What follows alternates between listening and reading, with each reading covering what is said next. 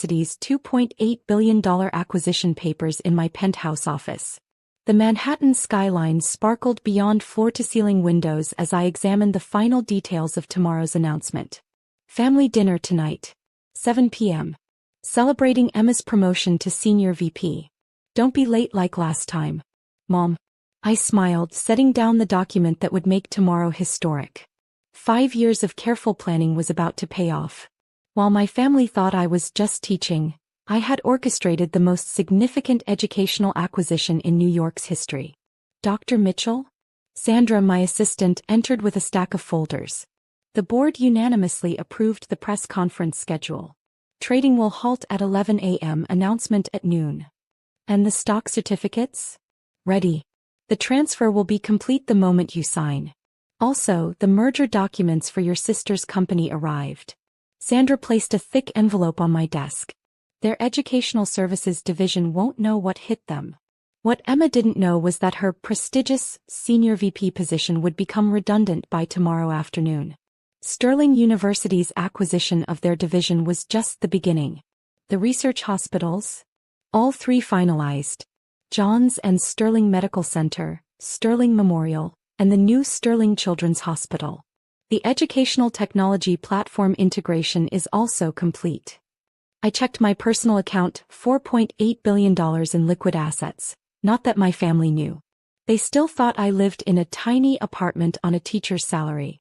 The tiny apartment was actually the top 3 floors of Sterling Tower, but appearances were everything. The drive to La Maison gave me time to reflect. 5 years ago, I'd spotted Sterling University's potential when everyone else saw a failing institution. While Emma bragged about corporate ladder climbing, I was quietly buying shares through shell companies and private equity firms.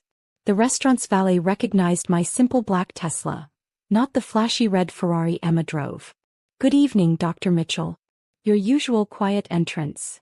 Inside, I spotted them immediately. Emma holding court in her $12,000 designer suit, Mom and Dad beaming with pride. The same parents who'd called my doctorate hiding in academia. Sarah. Finally, Mom's voice carried familiar disappointment. Emma was just telling us about her incredible achievement. Youngest senior VP in company history. I slid into my seat, ordering water while Dad launched into another story about Emma's business genius. The sister who'd cheated off my papers through school was now their golden child. Still grading papers forever? Emma smirked, waving her wine glass. The diamond tennis bracelet she'd bragged about sparkled. Must be fulfilling. How many students in your classes now? 30. The TV behind her caught my attention. Breaking news. Sterling University stock soars amid takeover rumors. Major announcement expected. Actually, I moved to Sterling University, I said quietly, watching Emma's reaction. That failing place? Dad scoffed, adjusting his expensive watch, a gift from Emma. Heard they're laying off half the staff. Better have a backup plan, sweetheart. Emma reached over, patting my hand with exaggerated sympathy. We might have some administrative positions. Entry-level, of course. Someone has to file the paperwork while the real executives make decisions. My phone buzzed. The board chairman. Trading closes at record high. $127 per share. Tomorrow will be historic. The educational technology platform alone is valued at $1.2 billion. Sarah's always been. Mom sighed, sipping her champagne, academically minded. Not everyone can have Emma's natural business sense. I checked my watch. In 14 hours, they'd learn that while Emma was climbing the corporate ladder, I'd bought the entire building. The 3 research hospitals, educational technology platform, and university would form the largest educational consortium in the country. At least put your savings in something secure, Dad lectured. Your sister's company stock, maybe? Emma's division is leading their growth. I suppressed a smile, thinking of the merger documents. By noon tomorrow, their stock would plummet when investors learned of the hostile takeover. Did you hear about my new corner office? Emma gloated. 47th floor, full staff, company car. But don't worry, Sarah. Teaching has other rewards, right? The restaurant's TV flashed again. Mystery buyer controls 97% of Sterling University shares. Sources suggest largest educational merger in history. You should see my new executive assistant, Emma continued. She probably makes more than you. But there's nothing wrong with modest living. Tomorrow they'd learn that the failing university was now worth $4.2 billion. The Educational Services Division, Emma's pride and joy, would be dismantled and absorbed into my larger corporation. To the new senior VP. They raised their glasses. Emma's smirk grew wider. And to Sarah. Well, there's always next year. I declined the wine, thinking of tomorrow's headlines. The press conference would be live-streamed in Times Square. Emma's corner office had a perfect view. Don't stay up too late grading, Emma called as we left. Some of us have real meetings tomorrow. The sterling silver nameplate waiting in my office felt more satisfying than ever. Dr. Sarah Mitchell, president and owner, Sterling University and Medical Consortium. The merger documents felt heavy in my briefcase, papers that would soon erase Emma's precious corner office. Sometimes the quietest moves make the loudest statements. As I drove back to my penthouse, I rehearsed tomorrow's speech one final time. After 5 years of their mockery, judgment, and condescension, the tables were about to turn. Success isn't just about proving them wrong, it's about rewriting the entire game. The next morning dawned crisp and clear over Manhattan. From my private elevator, I watched Emma's company building across the street, knowing her corner office would have a perfect view of the press conference in the Sterling University courtyard. My phone buzzed continuously, board members, press, and most importantly, confirmation that my family had arrived for Emma's important division meeting, scheduled strategically at 11:45 a.m. Dr. Mitchell, Sandra met me in the lobby.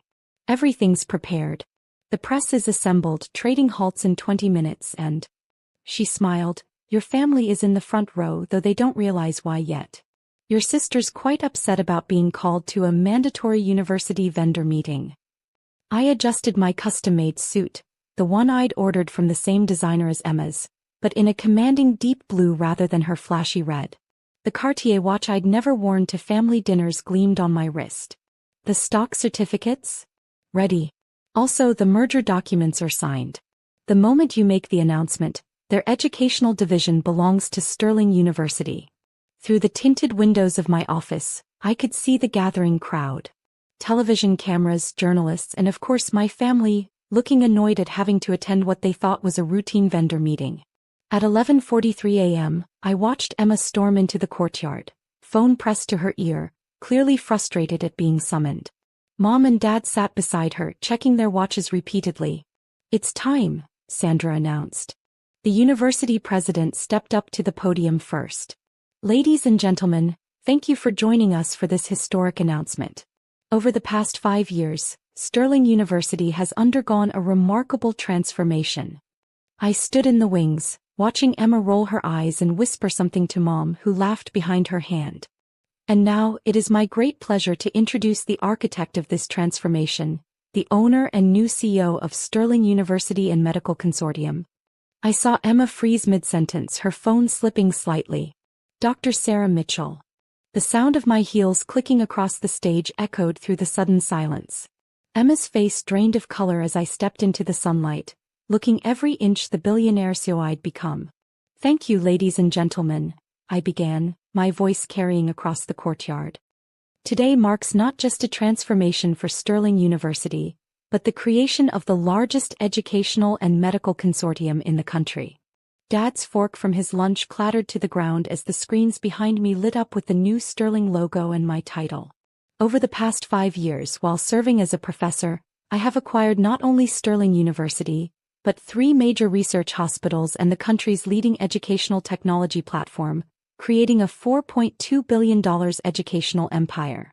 Emma's phone slipped from her hand completely as the stock tickers appeared on screen. And today, I'm pleased to announce our latest acquisition. I paused, looking directly at my sister, the Educational Services Division of National Corp, which will be immediately restructured under Sterling leadership.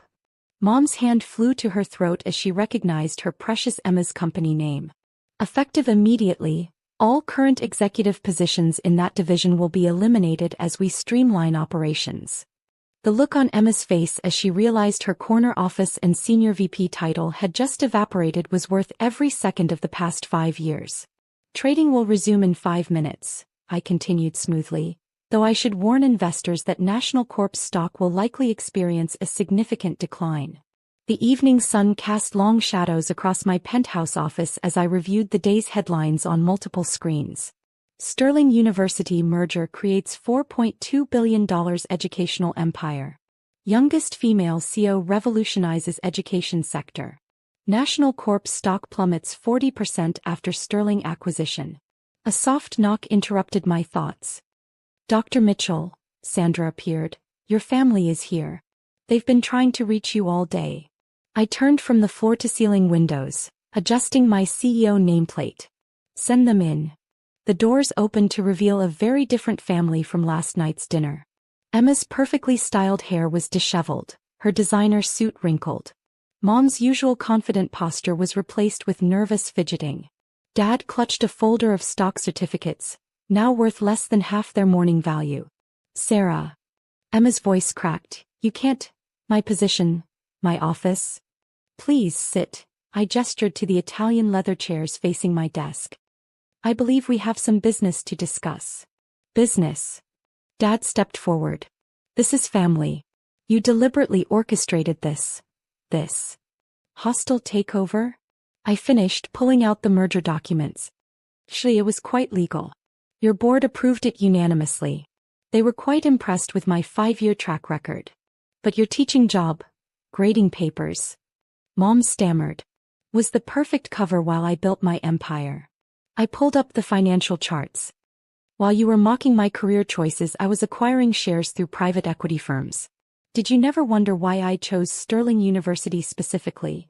Emma sank into a chair, staring at her now useless company ID. Pie Corner office. We'll make an excellent research laboratory, I completed. The entire floor is being renovated next week. You can't do this to your sister, Mom pleaded. Her career. Like you did to me? I turned the newspaper toward them. Every dinner, every holiday, every family gathering, you made it clear teaching wasn't good enough. That I was wasting my potential. Well, how's this for potential? I pressed a button, and the skyline lit up with the new Sterling logo atop what used to be National Corp's building. Your stock options, I slid papers to Emma, are worth 12% of their morning value. But I'll offer you a job. Hope flashed in her eyes. Entry level, I added. Someone must file papers while real executives decide. Dad flushed as I echoed Emma's old words. You're enjoying this, she said. No, I replied. I'm teaching. Lesson 1. Never underestimate the quiet ones. Sandra entered with files.